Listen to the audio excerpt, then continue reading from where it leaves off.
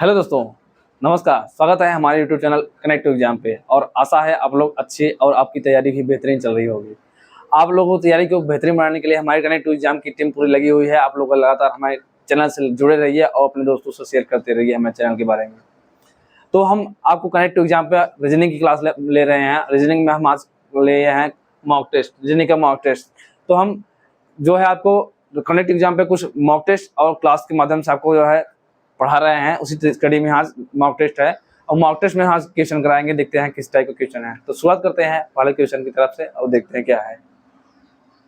आज का पहला क्वेश्चन है, निम्नलिखित 4 शब्दों में से 3 एक निश्चित तरीके से समान है और एक भिन्न है। भिन्न शब्द का चयन कीजिए। इसमें क्या दिया गया है आप ये समझ लीजिए और इससे आपके एग्जाम में 1-2 क्वेश्चन बनना पक्का है। कोई भी एग्जाम हो गया 1-2 क्वेश्चन पक्का बनता है। तो इसमें क्या दिया गया है, जीव विज्ञान, राजनीति शास्त्र, इतिहास और समाजशास्त्र। इसमें आपको चुनना है 3 समान होंगे और एक जो है तीनों से भिन्न होगा, असमान होगा। तो इसमें से असमान को चुनना है। इसमें से ये प्रश्न दिया गया है, भिन्न चुनना है। तो आप देख रहे हैं क्या है, जीव विज्ञान, राजनीति शास्त्र, इतिहास और समाजशास्त्र। आप लोगों ने क्या आप लोग देखने समझ में आ रहा है, जीव विज्ञान क्या हो गया, जीव विज्ञान अर्थात क्या होता है, बायोलॉजी अर्थात साइंस का पोर्शन है। बाकी साइंस का पोर्शन है। बाकी ये देखिए राजनीति शास्त्र, इतिहास और समाजशास्त्र, ये क्या देख रहे हैं, तीनों क्या है देख रहे हैं, तीनों सामाजिक विज्ञान, सोशल साइंस आज पढ़ेंगे, सोशल स्टडीज या सोशल साइंस। ये सब सोशल सामाजिक विज्ञान के सामाजिक विज्ञान के सब्जेक्ट हैं। तो आपको क्या इसमें विषम चुनना है, भिन्न चुनना है। तो इसमें 3 समान है, 3 सामाजिक विज्ञान के पार्ट हैं, जबकि एक विज्ञान का पार्ट है और तीनों से भिन्न है। तो वही हमें जो भिन्न चुनना था इसका ऑप्शन होगा। तो ये तीनों से भिन्न दिख रहा है, तो हमारा जो भिन्न वाला ऑप्शन है इसका जीव विज्ञान। ये आपका पहला आंसर है। इस तरीके से आपके क्वेश्चन पूछे जाते हैं एग्जाम में। और छोटे छोटे बारीकी आपको एग्जाम में जीएस और इस सबसे माध्यम से आपको सभी का ज्ञान रहना चाहिए। तो देखते हैं अगला क्वेश्चन क्या है। अगले क्वेश्चन में आपको दिया गया है दिशा निर्देशन से, और इससे भी क्वेश्चन 1-2 क्वेश्चन पक्का बनता है। तो क्या है, रोहन अपने घर से स्कूल जाने के लिए निकलता है। वह दक्षिण की ओर 100 मीटर चलता है, फिर पश्चिम की ओर मुड़ता है और 50 मीटर चलता है। फिर वह दाईं ओर मुड़ता है और 50 मीटर चलता है और अंत में वह अपने दाईं ओर मुड़ता है और अपने स्कूल तक पहुंचने के लिए 100 मीटर चलता है। उसका घर स्कूल से किस दिशा में है। आपको जो क्वेश्चन स्टार्टिंग है वो तो मायने रखता है आपको हल करने में, लेकिन लास्ट पॉइंट क्या पूछा गया आपको ये जरूर ध्यान दीजिएगा, क्योंकि इसमें बहुत सी गलतियां हो जाती हैं समझने में। तो क्या है, उसका घर स्कूल से किस दिशा में है आपका क्वेश्चन है। तो ऐसे प्रश्नों को आप कैसे हल करेंगे, पहले जहां से शुरुआत इसका प्रारंभ हो रहा है, जहां से रोहन अपना घर से स्टार्टिंग कर रहा है, तो उसका हम घर से प्रारंभ करते हैं। क्या है, रोहन अपने घर से स्कूल जाने के लिए, तो हम पहले कहाँ देखते हैं, इनका घर क्या है। मान लीजिए इनका घर हो गया यच। स्कूल, घर से स्कूल जाना है इनको। स्कूल जाने के लिए क्या कहाँ जाना पड़ता है इनको, वह दक्षिण की ओर 100 मीटर चलते हैं, अर्थात इनका अपने घर से 100 मीटर दक्षिण की ओर चलते हैं। दक्षिण की तरफ हम जाएंगे, अगर हम इसको देख सकते हैं तो ये आपका उत्तर हो गया, ये दक्षिण हो गया, ये पूर्व हो गया, ये पश्चिम। अब इससे आपको क्वेश्चन को सॉल्व करने में आसानी होगी। अब इनका घर यहाँ है, इनके घर से कहाँ जाना है, दक्षिण 100 मीटर में। अब इसकी क्या बोला गया है, फिर वह पश्चिम की ओर मुड़ता है। अब पश्चिम की तरह है, आपको देख रहे हैं, इसमें इसके माध्यम से देख सकते हैं पूरब इधर है और पश्चिम इधर है। तो हम इनको कहाँ जाना है, पश्चिम में जाना है। दाएं बाएं न बोल करके इसमें पश्चिम जाना है इनको। पश्चिम जाते हैं, कितना जाना है पश्चिम इनको, 50 मीटर चलते हैं पश्चिम की तरफ। तो 50 मीटर चलाते हैं इनको, 50 मीटर। अब क्या बोला गया है, फिर वह दाईं ओर मुड़ते हैं। पश्चिम चलने के बाद कहाँ मुड़ते हैं, दाईं ओर मुड़ते हैं और 50 मीटर चलते हैं। तो दाईं ओर जाएंगे अर्थात ये ऊपर जाएंगे, इनका दायां किस तरफ होगा, ऊपर की तरफ जाएंगे। तो 50 मीटर जाएंगे हैं दायां। अब आगे क्या है, वह और अंत में वह अपने दाईं ओर मुड़ता है, अर्थात अब जो मुड़ेंगे दाईं ओर मुड़ेंगे और इसको अपने स्कूल तक पहुंचने के लिए 100 मीटर चलते हैं। अर्थात जहां है वहां से दाईं ओर 100 मीटर चलेंगे, उसके बाद इनका स्कूल प्राप्त होगा, मिल जाएगा। तो यहाँ से हम 100 मीटर चलते हैं, 100 मीटर चलते हैं तो आपको देखते हैं 50 मीटर चले हुए हैं, तो इसका हम 50 हो गया। उसके बाद 50 मीटर और चलेंगे तो 100 मीटर हो गया। इतना 50 हो गया, इतना 50 तय किए हैं। और अब प्रश्न क्या है, उसके बाद स्कूल पहुंच गए हैं, कहाँ स्कूल पहुंच जा रहे हैं। अब प्रश्न क्या बोला गया है, उसका घर स्कूल से किस दिशा में है। उसका घर स्कूल से किस दिशा में है, स्कूल आपका यहाँ है और घर कहाँ है, आपका डायरेक्शन क्या बन रहा है, दिशा क्या बन रहा है, ये क्या बन रहा है, ये अर्थात जो है दोनों दिशाओं के मध्य का वाला भाग बन रहा है। तो इसका मध्य कौन सा मध्य बन रहा है, आपको इसको समझने के लिए इस तरीके से कर सकते हैं। ये आपका नॉर्थ, साउथ, ईस्ट और वेस्ट। अब इसको आप जानते होंगे, उत्तर और पश्चिम के बीच वाले भाग को क्या बोल सकते हैं आप, उत्तर और पश्चिम, उत्तर पश्चिम।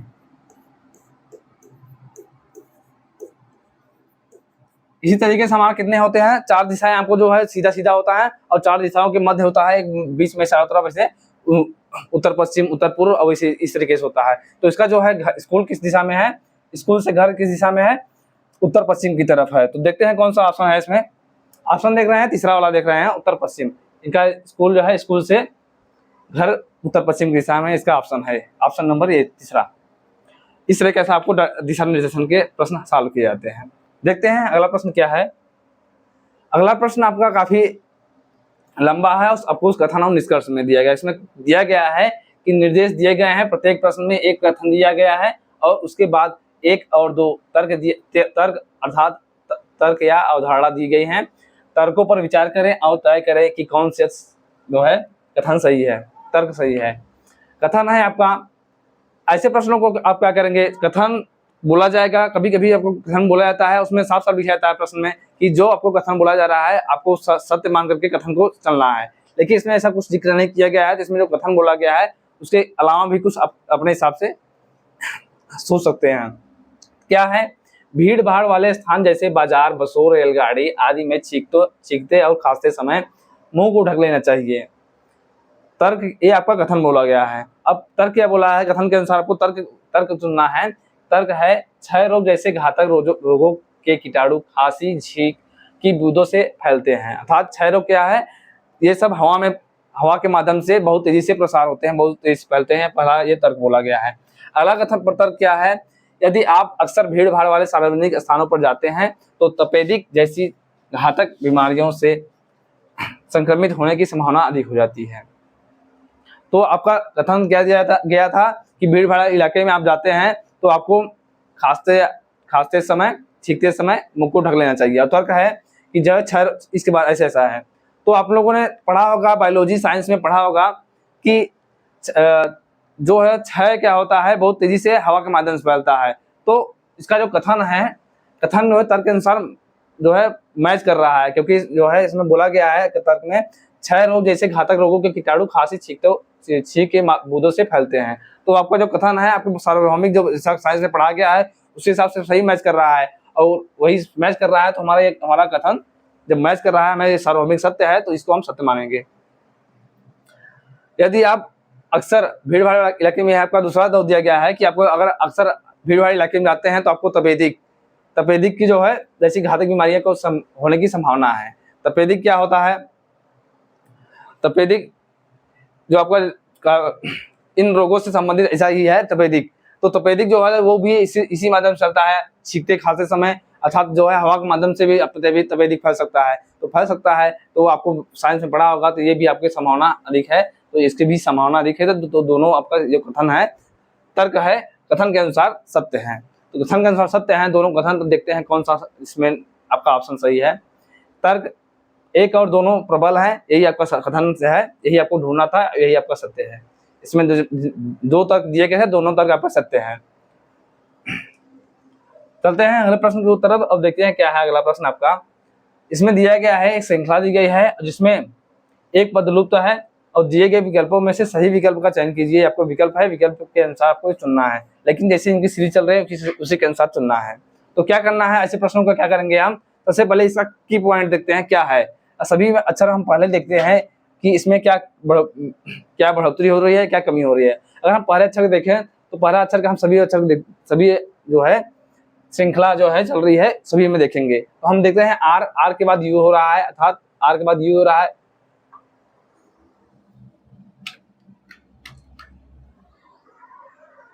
आर के बाद यू हो रहा है, उसके बाद यू के बाद एक्स हो रहा है, एक्स के बाद ए हो रहा है। अब देखते हैं क्या होता है। आर का अगर हम कोडिंग देख ले तो आर का 18 होता है, यू का 21 होता है, उसके बाद एक्स होता है 24, एक्स का होता है 24 और ए का 27 मान सकते हैं या 1 हो सकता है, 1 होता है। तो क्या हो रहा है 18 3 21, अर्थात क्या हो रही है 3 की वृद्धि हो रही है, इसमें भी हो रहा है 21 3 24, 3 की वृद्धि इसमें भी हो रही है, और 24 3 27, 3 की वृद्धि इसमें हो रहा है। जब 3 की वृद्धि होती जा रही है तो इसी माध्यम से हम अगला जो इसका होगा, अगला वाले में भी हम 3 की वृद्धि करेंगे। क्या होगा, एक है, एक में हम 3 जोड़ेंगे अर्थात क्या होगा 4, एक में 3 जोड़ेंगे 4 होगा। 4 क्या हो, किसका होता है, डी का होता है। आपको समझाने के लिए हम नंबरिंग कर लिए हैं, बाकी हम वैसे भी क्वेश्चन में वैसे भी अपने मन में इन सब की नंबरिंग देखेंगे। अगर अगला की पॉइंट देखें, अगर इसको देखना होगा तो क्या देखेंगे, हम देख रहे हैं दूसरा वाला ए हो रहा है, उसके बाद बी सी डी, अर्थात क्या हो रहा है ए की वृद्धि, ए +1 की वृद्धि हो जा रही है। तो +1 की वृद्धि हो जा रही है तो अगला जो अक्षर होगा उसमें भी वृद्धि हो जाएगी। डी है, डी में हम ए की वृद्धि करेंगे, क्या होगा डी के बाद ई होगा। हम ऑप्शन से चेक कर सकते हैं कौन सा वाले ऑप्शन में डी और ई है। देख रहे हैं इसमें तीसरा और चौथे और तीसरे वाले में डी और ई नहीं है, तो इसको हम कट कर सकते हैं। बचे दो बचे हैं, हम आगे फिर चेक कर लेते हैं। आई के बाद एल हो रहा है, हम आई के बाद एल हो रहा है, क्या दे सकते हैं, आई के बाद एल हो रहा है, अर्थात 9 3 12, +3 की वृद्धि इसमें हो रही है, +3 इसमें हो रही है, 12 3 15, 15 3 18, तो 18 3 21 अर्थात किसका होता है, यू का। तो अगला जो होगा डी ई यू। अब देखते हैं ऑप्शन कौन सा में डी ई यू दिख रहा है, अगर दिख रहा होगा तो हम इसको क्लिक करके आगे बढ़ जाएंगे। कौन सा देख रहे हैं, डी ई भी है, इसको हम गलत हो सकते हैं। आपका क्या है डी ई यू आपको प्राप्त हो गया है, तो आपको बिना सोचे समझे इसको सत्य मान लीजिए, सत्य है ये। अगर हम आगे और चेक कर सकते हैं तो क्या हो रहा है, आर के बाद एस के बाद टी या यू के बाद क्या हो रहा होगा आपका, जब +1 की वृद्धि हो रही है सभी में, तो इसमें भी हम ये भी कर देंगे। तो आपका ऑप्शन जो है दूसरा ही सत्य है इस माध्यम से। लेकिन आपको और अपनी ये जो हमने नंबरिंग करके आपको बताया, आपको इसको मन में कर करके और जल्दी सॉल्व करेंगे एग्जाम में। देखते हैं अगला क्या है।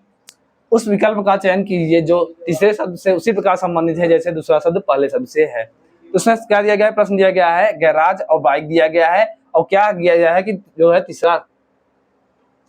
दूसरा शब्द जो है पहले से उसी प्रकार संबंधित है जिस प्रकार तीसरा शब्द चौथे से होगा। तो क्या होगा, आपको इस ऑप्शन में से चुनना होगा। तो आपने गैराज देखा होगा, अपने शहर में अपने गांव में देखा होगा गैराज में साइकिल मैंने क्या होता है, मैकेनिक की दुकान होती है। मैकेनिक अर्थात किसका, बाइक को बनाते हैं। तो बाइक जो है कहाँ देखेंगे, बाइक जो है मैकेनिक कहाँ मिलेंगे, गैराज में। अर्थात गैराज में क्या होती है, बाइक होती है। गैराज में क्या होती है, बाइक होती है। इसी प्रकार एक्वेरियम में क्या होती है, एक्वेरियम क्या होता है, आपने देखा होगा हॉस्पिटल में देखा होगा, आपने बहुत लोगों के घरों में देखा होगा, एक बड़ा सा बॉक्स कांच का होता है और उसमें मछलियां होती हैं, कछुए होते हैं, तो उसको आप एक्वेरियम बोलते हैं। तो एक्वेरियम में क्या रख सकते हैं, कांच के बॉक्स में हम खरगोश को नहीं रख सकते। जब नहीं रख सकते तो ये ऑप्शन इसका गलत है। अगला क्या है, मछली जो है, मछली तो देखा होगा कांच वाले बॉक्स में उसमें पानी रखा रहता है, उसको मछली और कछुआ रखा रहता है, तो इसका ऑप्शन ये सही होगा। तो चूहे भी नहीं रख सकते, ये भी नहीं रख सकते, क्योंकि उनको ऑक्सीजन चाहिए। तो वह एक्वेरियम क्या रखा रहता है, मछली रखा रहता है। चलते हैं अगले प्रश्न की तरफ। और क्या है आपका अगला प्रश्न है, निम्नलिखित में से कौन सी संख्या दी गई श्रृंखला में प्रश्न चिन्ह को प्रतिस्थापित करेगी। संख्याएं क्या है, 627, 636, 619, उसके बाद प्रश्न चिन्ह है, उसके बाद 611, 652 है, ये आपका है दिया गया है। तो प्रश्न चिन्ह के स्थान पर इन ऑप्शन में से कौन सा रखा जाएगा। तो ऐसे प्रश्नों में आप क्या देखेंगे, सबसे पहले देखेंगे सीरीज क्या चल रही है। तो देख रहे हैं 627 हो रही है और 637, उसके बाद 619 हो रहा है। अर्थात क्या आप देख रहे हैं, पहली संख्या देखें, उसके बाद क्या संख्या बढ़ रही है, उसके बाद तीसरी संख्या क्या घट रही है, उसके बाद जो देख रहे हैं जो है 611, उसके बाद 52 है। तो आपको समझ में आना चाहिए क्या हो रहा है, इसमें दो श्रृंखलाएं चल रही हैं, अर्थात अल्टरनेट में चल रही हैं। कैसे चल रही हैं, एक संख्याओं का क्रम घट रहा है और एक संख्याओं का क्रम बढ़ रहा है। कैसे बढ़ रहा है दिखाते हैं आपको। और हम इसको देखें, 627 को देखें, 627 के बाद क्या हो रहा है आपका 619, अर्थात क्या हो रहा है, -8 की कमी हो रही है। इसके बाद हम आगे चेक कर सकते हैं, -8 आगे फिर चेक 19 में 8 को माइनस करेंगे तो 611 आएगा आपका। तो पहला जो है इसमें ये सीरीज चल रही है। अगला सीरीज देखते हैं क्या है, दूसरे वाले में अल्टरनेट वाला सीरीज क्या चल रही है, 636 है, 636 के बाद आपका क्वेश्चन मार्क है, क्वेश्चन मार्क 652 है। तो क्या हो रही है, संख्या देख रहे हैं 636 के बाद लुप्त संख्या है, उसके बाद 652 है, अर्थात संख्या क्या है, बढ़ रही है। बढ़ रही है तो हम ऑप्शन से चेक करेंगे। तो 636 है, 636 से संख्या घट नहीं सकती, तो इसका पहला ऑप्शन देख रहे हैं 635 है। तो 636 के बाद 635 नहीं संभव है, क्योंकि अगली संख्या क्या है, काफी बड़ी दिख रही है, तो ये हमारा संभव नहीं है। अगर 640 है, 640 हो रहा है, तो 640 हम रख के देखते हैं, 636 और 640 उसके बाद 652, तो उसमें देख रहे हैं +4 कर रहे हैं, उसके बाद +12 हो रहा है। तो इसमें क्या चल रहा है, सीरीज हमको कुछ नहीं समझ में आ रहा है। तो आगे चेक कर ले, आगे भी हम चेक करेंगे, आगे भी हम चेक करके देखते हैं क्या है। 625 जो है 636 में जो है हमें संख्याएं क्या है, बढ़ रही हैं, तो बढ़ रहे हैं, तो 636 से संख्या कम नहीं होनी चाहिए। तो हमारा ये अभी ऑप्शन जो है, तीसरा वाला ऑप्शन गलत है। अब बचे दो ऑप्शन, 644 644। तो 644 हम चेक कर सकते हैं क्या है। 636 में 644 को देखते हैं क्या होगा। 636 के बाद 644 हो रहा है, और उसके बाद 652। अब देखते हैं क्या हो रहा है, 8 हो रहा है, +8 की वृद्धि इसमें हो रही है 636 के बाद 644 में, और 644 के बाद 652 में देख रहे हैं, तो 44 और 8 52। अब देख रहे हैं क्या हो रहा है, संख्याएं बराबर प्राप्त हो रही है। तो हमारा इससे समझ में आ गया, जो दूसरा ऑप्शन था ये गलत था। अब क्या प्राप्त हो रहा है, आपको 644 रखना है, क्योंकि इसमें श्रृंखला क्या चल रही है, x -8 की चल रही है अल्टरनेट पे, और एक +8 पे। तो इसका होगा क्या होगा, यहाँ +8, तो +8 करेंगे तो आपको 644 होगा, उसके बाद +8 जाएंगे तो 652 होगी। तो इस तरीके से इसका श्रृंखला चल रही है, -8 और +8 अल्टरनेट पे, एकांतर पे। तो इसका ऑप्शन जो है चौथा सत्य हुआ इस तरीके से। तो सबसे पहले आप चेक करेंगे कि सीरीज क्या चल रही है इसमें। तो देखते हैं इसी क्रम में अगला क्वेश्चन क्या है अगले स्लाइड में। एक निश्चित कूट भाषा में बेड को 122 और कैब को 37 लिखा जाता है, तो उसी कूट भाषा में ऐड को किस प्रकार लिखा जाएगा। ये आपको कोडिंग डिकोडिंग का प्रश्न है, और कोडिंग डिकोडिंग से 2 क्वेश्चन 3 क्वेश्चन आना पक्का है हर एग्जाम में। तो ऐसे प्रश्नों को कैसे हल करेंगे, पहले देखेंगे नंबरिंग करके क्या है नंबरिंग, और उसके बाद संख्याएं काफी बड़ी दिख रही हैं, तो पहले चेक करेंगे कैसे क्या चल रही है। तो पहले देखते हैं BED है, BED इनका पहले योग करके चेक करेंगे कैसे, कि योग से तो संभव नहीं है, योग से संभव नहीं है। तो चेक करते हैं क्या है, 2 है, 5 है और 4 होता है, अर्थात B का 2 होता है, E का 5 होता है और D का 4 होता है नंबरिंग में। अगर हम सभी का मल्टीप्लाई चेक करें, मल्टीप्लाई करने के बाद हमें 122 प्राप्त होता है, नहीं प्राप्त होता, चेक करते हैं। 4 पंचे 20 दूना 60, तो इसमें 60 प्राप्त हो रहा है, क्योंकि संख्या काफी कम है 122 से। तो हमारा ये ऑप्शन जो है ये तरीका नहीं है। आगे चेक करते हैं, अगर हम इनका विपरीत चेक करके देखें क्या हो रहा है, विपरीत का योग करके, तो B का होता है, B का विपरीत का होगा 25, अर्थात 25 और 22, और D का जो होता है विपरीत क्या होगा 23। सभी का हम योग करते हैं, 3 2 5 3 8, हमें इकाई ज्ञान पे 8 प्राप्त हो रहा है, जबकि यहाँ 2 प्राप्त होना चाहिए, और क्या होना, तो हमारा जो है ये भी सीरीज गड़बड़ हुआ। मल्टीप्लाई चेक करते हैं, 5 दूना 10 30, इकाई अंक पे 0 प्राप्त हो रहा है, तो श्रृंखला ये हमें नहीं समझ में आ रहा है क्या हो रहा है। अब हम देख करते हैं क्या हो रहा है, इसमें कई श्रृंखलाएं हो सकती हैं। अगर हम सभी को योग करके देखें क्या हो रहा है, सभी का योग करें क्या होगा, 5 2 7 4 11। अब 11 में क्या कर दे जो है 122 आ जाए, 11 में क्या कर दे, 5 2 7 4 11, 11 में क्या कर दे जो कि 122 आ जाए। तो क्या करेंगे, आपको पता होगा, अगर हम 11 का वर्ग कर दें तो क्या 122 के नजदीक पहुंच जाएगा, 122 के नजदीक पहुंच जाएगा। 11 का वर्ग होता है 121, और 121 में 1 ऐड कर देंगे तो क्या प्राप्त होगा, जो आपको कोडिंग दिया गया था 122। तो आपको समझ में आ गया कि 122 हो गया, लेकिन अभी निश्चित नहीं है। हम आगे चेक करते हैं, कैप हुआ इसी तरीके से अगर रखा होगा तो हमारा निश्चित हो जाएगा क्या हो रहा है। तो कैप को हम कोडिंग करते हैं, C का 3 होता है, A का 4 होता है, A का 1 होता है, D का 4 होता है, सभी का हम योग करेंगे। 4 3 7 1 8, 8 हो रहा है। अब इनका हमें क्या करना है, वर्ग करेंगे। तो C का 3 CAB है, सॉरी CAB है, तो हमने मिस्टेक किया थोड़ा। आपका CAB है तो यहाँ B का होता है 2, और सभी का हम योग करेंगे। 3 2 5 1 6, 6 का हमें क्या करेंगे, वर्ग करेंगे। तो वर्ग करेंगे क्या प्राप्त होगा 36, और 36 हमें क्या करना है, 36 में एक का योग करेंगे तभी हमें 37 प्राप्त होगा। अब हमें निश्चित हो गया कि इसकी क्या किस तरीके से कूटबद्ध किया गया था, अर्थात संख्याओं जो है अक्षरों का नंबर जो है नंबरिंग करके उनका योग का वर्ग में एक का योग करेंगे, इस तरीके से चल रहा है। तो इसी तरीके से हम ऐड का भी ज्ञात करेंगे। ऐड का क्या होगा, ऐड को हम इस यहाँ देख सकते हैं, ऐड तो ए का होता है 1, डी का 4 होता है और डी का 4, सभी का हम योग करते हैं 4 4 8 1 9, इनका हम योग करेंगे और योग में +1 करेंगे, अर्थात 9 9 81 1 82। तो जिस तरीके से इनका कूटबद्ध किया गया था प्रश्न में, उसी तरीके से हमने ऐड को भी कूटबद्ध किया। तो कूटबद्ध करने के बाद इनका क्या प्राप्त हुआ, कोड 82। जो ऑप्शन नंबर देख रहे हैं चौथा दिख रहा है, वही आपका सत्य है। चलते हैं अगले प्रश्न की तरफ और देखते हैं अगला प्रश्न क्या है। प्रश्न है अगला कथन और निष्कर्ष से है, और उसमें कथन का दिया गया है कि यह मानते हुए कथनों में दी गई जानकारी सत्य ही भले ही यह आमतौर पर ज्ञात तथ्यों से भिन्न प्राप्त हो। अभी हम आपको पिछला क्वेश्चन कराया, उसमें कथन और तर्क था, उसमें ऐसा कुछ जिक्र नहीं था, लेकिन इसमें आपको जो भी कथन दिया गया है, कथन के अनुसार आपको निष्कर्ष ज्ञात करना है।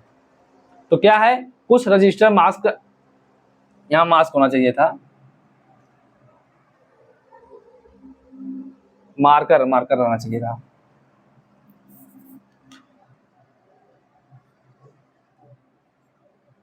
कुछ रजिस्टर मार्कर हैं, कुछ कोई ग्रिल मार्कर नहीं है, सभी रजिस्टर ग्रिल हैं, कोई मार्कर ग्रिल नहीं है। तो ऐसे प्रश्नों को क्या करेंगे, सबसे पहले क्या डायग्राम के माध्यम से हल करेंगे, जिस हिसाब से कथन बोला गया है। तो क्या है पहला कथन, कुछ रजिस्टर मार्कर है।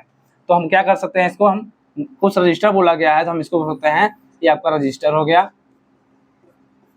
अब कुछ भाग बोला गया, कुछ बोला गया है, कुछ के लिए हम इसके कुछ भाग को टच कर लेंगे। ये क्या बोला गया है, कुछ रजिस्टर मार्कर हैं, जो इसका कुछ भाग है मार्कर है। अब ये देख रहे हैं ये वाला हिस्सा कुछ रजिस्टर मार्कर है, ये आपको टच कर रहा है, इस तरीके से बनेगा इसका। आगे क्या है, कोई ग्रिल मार्कर नहीं है, अर्थात ग्रिल और मार्कर में कोई संबंध नहीं है। ग्रिल और मार्कर में कोई संबंध नहीं तो हम इसको हाँ बना सकते हैं, जो कथन में बोला गया है कथन के अनुसार, क्योंकि मार्कर और ग्रिल में संबंध नहीं है। आगे क्या है, दो ऑप्शन इसमें दो कथन दिए गए थे, बाकी इसमें रजिस्टर और ग्रिल से संबंध नहीं बताया गया है। तो निष्कर्ष जो है, निष्कर्ष देखते हैं, सभी रजिस्टर ग्रिल हैं, सभी रजिस्टर यहाँ है, ग्रिल यहाँ है, जबकि इसमें रजिस्टर और ग्रिल के बारे में कोई बात ही नहीं की गई है। जब कोई बात ही नहीं की गई है तो इसको हम सत्य नहीं मान सकते। तो इसका यह पहला ऑप्शन जो है इसका गलत है। आगे क्या है, कोई ग्रिल मार्कर नहीं है, कोई ग्रिल मार्कर नहीं है। इसमें देख रहे हैं मार्कर यहाँ है, ग्रिल यहाँ है, ग्रिल और मार्कर में कोई संबंध नहीं है। तो जो कोई संबंध नहीं है और निष्कर्ष में भी कोई संबंध नहीं दिख रहा है, तो हमारा ये ऑप्शन सत्य होगा। तो इसका जो होगा केवल दूसरा ही सत्य है, इसका निष्कर्ष। और देखते हैं कौन सा ऑप्शन में दिख रहा है, केवल निष्कर्ष दूसरा आंसर कर रहा है, ऑप्शन नंबर दूसरा देख रहे हैं, ये आपका दिख रहा है, तो यही आपका सत्य होगा। ऐसे प्रश्नों को जो कथन में बोला जाता है, उस कथन में जो 100% आपको दिख रहा होगा कथन में, उसी के हिसाब से निष्कर्ष अगर मैच कर रहा है तो वो आपका सत्य होगा। अब चलते हैं अगले प्रश्न की तरफ और देखते हैं क्या है अगला प्रश्न है, यह प्रश्न नीचे दी गई 5 3 अंक की संख्याओं पर आधारित है, अर्थात संख्याएं दी गई हैं, 3 3 अंक की जो है संख्या दी गई है, और उसमें क्या बोला गया है, उदाहरण, अर्थात एक संख्या उदाहरण देकर बताया गया है कि इस तरीके से आपको प्रश्न को समझना है। तो क्या दिया गया है, 246 में जैसे पहला अंक 2 हो गया, दूसरा अंक 4 हो गया और तीसरा अंक 6 हो गया। ये आपका प्रश्न में उदाहरण बताया गया है। और नोट में क्या बोला गया है कि सभी संख्याएं बाएं से दाएं, अर्थात बायां और दायां को क्लियर लिख दिया गया है कि बायां और दायां क्या है, बाएं से दाएं की जानी चाहिए। यदि प्रत्येक संख्या के दूसरे अंक में 4 जोड़ दिया जाए तो इस प्रकार प्राप्त कितनी संख्याओं में दूसरा अंक तीसरे अंक से पूर्णतः विभाज्य होगा। तो सबसे पहले क्या बोला गया है, यदि प्रत्येक संख्या के दूसरे अंक में 4 जोड़ा जाए, तो सबसे पहले हम 4 जोड़ कर देख सकते हैं, उसके बाद हम आगे चेक करेंगे कौन सा भाज्य है कौन सा नहीं है। तो क्या है, संख्या 434 है, 434 में हम सभी में हमें बीच वाली संख्या में क्या बोला गया, प्रति संख्या के दूसरा अंक क्या होगा, बीच वाली संख्या, प्रत्येक में बीच वाली संख्या में क्या करना है, हमें 4 जोड़ना है। तो हम सीधे 4 जोड़ते जाते हैं, 4 3 है तो यहाँ 3 के जहाँ 4 जोड़ेंगे तो 7 हो जाएगा, उसके बाद 4 हो रहा है। उसके बाद 353 है, 353 में 5 जो है 3 लिखेंगे, इसके बाद दूसरी संख्या क्या हो रही है, 5 है, 5 में हम 4 जोड़ देंगे तो 5 9 हो जाएगा। उसके बाद अगला है 423, 4 लिखेंगे के बाद अगली संख्या क्या है 2, 2 में हमें क्या करना है 4 जोड़ना है, 4 2 6 हो रहा है, इस तरीके से करना है। तो 2, उसके बाद 2 के बाद हम जो में 4 जोड़ेंगे 6, उसके बाद 4 है, उसके बाद अगली अंतिम संख्या है 3, 3 की में उसके बाद 2 है, 2 में हमें 4 जोड़ेंगे तो 4 2 4 6 होगा। और ये आपका इस तरीके से। अब जो प्रश्न बोला गया था हमने क्या करना था, प्रत्येक संख्या के दूसरे अंक में हमने क्या किया 4 को जोड़ा है। अब आगे के प्रश्न क्या पूछ रहा है कि इस प्रकार प्राप्त कितनी संख्याओं में दूसरा अंक ये है तीसरे अंक से पूर्णतः विभाज्य होगा। अर्थात जो है 3 अंकों की संख्या है, इसमें बोला गया है दूसरा अंक जो है तीसरी संख्या से पूर्णतः कितनी संख्या ऐसी हैं जो तीसरी संख्या से दूसरी संख्या विभाज्य है। तो इसमें देख सकते हैं 7 जो है 4 से भाज्य है या विभाज्य है, तो भाज्य नहीं है, तो ये हमारा एक नहीं हुआ है। उसके बाद 9 3 से भाज्य है विभाज्य है, तो 3 से पूरी तरह से 9 कट जाएगा, तो हमारा एक अभी मिला हुआ है, एक मिला। उसके बाद 6 है, बीच वाली संख्या हमें याद करना है कि बीच वाली संख्या अगली संख्या से भाज्य है कि नहीं, तो बीच वाली संख्या 6 है, उसके बाद अगली संख्या 6 है 3 है, तो 6 जो है 3 से भाज्य है, तो इसको भी हम ले लेंगे। उसके बाद 6 में 4 से भाग देंगे, 6 जो है 4 से पूरी सब विभाज्य नहीं हुआ, तो ये भी हमको नहीं लेना है। 6 है, बीच वाली संख्या 6 है और अगली संख्या 2 है, तो 2 से 6 में भाग करेंगे जो है 6 जो है पूरी तरह से भाज्य हो जाएगा। तो जैसा प्रश्न में बोला गया था कि पिछली संख्या कितनी संख्या में दूसरा अंक तीसरे अंक से पूर्णतः विभाज्य है, ऐसी कितनी संख्या दिख रही है आपको 1 2 3, कितनी संख्या दिख रही है 3 संख्या दिख रही है, जो ऑप्शन नंबर तीसरा सत्य है। इस तरह से आप क्वेश्चन को बहुत ही आसानी से बहुत शांत मन से आपको पहले क्वेश्चन क्या बोला गया है समझेंगे, उसके बाद क्वेश्चन को सॉल्व करना शुरू करेंगे। इस तरीके से आपको एग्जाम में आराम से कुल माइंड से एग्जाम को क्वेश्चन को हल करना होता है। देखते हैं आज का अंतिम क्वेश्चन और क्या है। अंतिम क्वेश्चन आपको कैलेंडर से है, कैलेंडर से भी आपके एग्जाम में 1 2 क्वेश्चन आना तय है। क्या है, यदि 28 मार्च 2017 को मंगलवार था तो 12 फरवरी 2017 को कौन सा दिन, सप्ताह का कौन सा दिन होगा। तो आज इसमें देख रहे हैं जो है वर्ष आपका समान है, बस महीनों का अंतर हो रहा है। तो मार्च से हम फरवरी की तरफ, मार्च का दिया गया है, फरवरी का निकालना है। तो ऐसे प्रश्नों को क्या करेंगे, तो शुरुआत करते हैं पहले फरवरी से हम निकालना है, तो फरवरी को हम देख सकते हैं। तो फरवरी को हम अगर शुरुआत करते हैं तो फरवरी के आपका देख रहे हैं 12 फरवरी हो गए हैं, अर्थात फरवरी जो है पहले चेक करेंगे लीप वर्ष है या नहीं फरवरी। तो 2017 है, 2017 जो है लीप वर्ष नहीं है, लीप वर्ष है या नहीं है, इसके लिए क्या करेंगे आप जो है वर्ष में 4 से भाग करेंगे, जो वर्ष 4 से पूरी तरह से कट जाएंगे वो आपके लीप वर्ष होंगे, जो 4 से नहीं कटेंगे वो आपके साधारण वर्ष होंगे। तो जो है 17 जो है 4 से भाज्य नहीं होगा, तो ये साधारण वर्ष है। तो साधारण वर्ष में जो होता है फरवरी 28 दिन का होता है। तो फरवरी में 12 दिन बीत चुके हैं, बचे कितने दिन 8 दिन इधर बचे हुए हैं और 28 दिन के होंगे, तो 28 में 12 घटाएंगे कितने दिन बचे 16, फरवरी के 16 दिन बचे हुए हैं। तो फरवरी जितने दिन बचे हैं फरवरी के उतने दिन लेंगे, और मार्च के जितना दिन दिया है सभी मार्च के पूरा दिन लेना है हमें। तो मार्च कितने दिन दिया गया है 28 मार्च का दिन दिया गया है, तो 28 मार्च का पूरा दिन लेंगे 28 मार्च। अब इसको हम इतना बड़ा न लेकर के सीधा क्या करेंगे, विषम दिन ज्ञात करने के लिए हम क्या करते हैं 7 से डिवाइड करते हैं, क्योंकि सप्ताह में 7 दिन होते हैं और 7 विषम दिन ज्ञात करने के लिए 7 से भाग करते हैं, जो शेष आता है वही आपका विषम दिन होता है। तो हम 7 अगर 16 में 7 से भाग करें तो क्या होगा 7 दूना 14, 14 तो है पूरी तरह से कट रहा है और कितने बच रहे हैं 2 विषम दिन बच रहे हैं।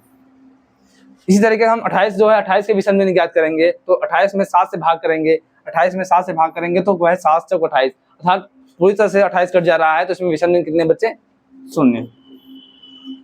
अब देखेंगे क्या करना है, क्या कौन सा महीने अगले महीने का ज्ञात करना है, पिछले महीने ज्ञात करना है। हमें दिया गया है 28 मार्च 2017 का दिया गया है, मंगलवार है। अब पूछ कब कर रहा है, पूछ रहा है फरवरी का पूछ रहा था, महीना का जो पीछे जाना है हमें, मार्च से जो है फरवरी की तरफ जाना है। तो पीछे जाना है तो मंगलवार जो हमें विषम दिन कितने प्राप्त हो रहे हैं 2 विषम दिन प्राप्त हो रहे हैं। तो मंगलवार से हम 2 दिन पीछे जाएंगे, मंगलवार से 2 दिन पीछे जाएंगे तो क्या प्राप्त होगा, अगर हम 2 दिन पीछे जाएं या 5 दिन आगे जाएं दिन वही समान आएगा। 2 दिन पीछे जाएं या 5 दिन आगे जाएं, क्योंकि 7 उनका योग 7 होना चाहिए, तो 2 माइनस करेंगे या 5 + 5 करेंगे तो उनका जो है दिन समान होगा। तो मंगलवार से 2 दिन पीछे जाएंगे तो आपका होगा रविवार। सोमवार रविवार, 2 दिन पीछे जाए तो रविवार हमें प्राप्त हो रहा है। तो इसका देखते हैं कौन सा वाला ऑप्शन दिख रहे हैं। ऑप्शन देख रहे हैं, कौन सा दिख रहा है, तीसरा वाला ऑप्शन। इसका तीसरा वाला ऑप्शन सत्य है।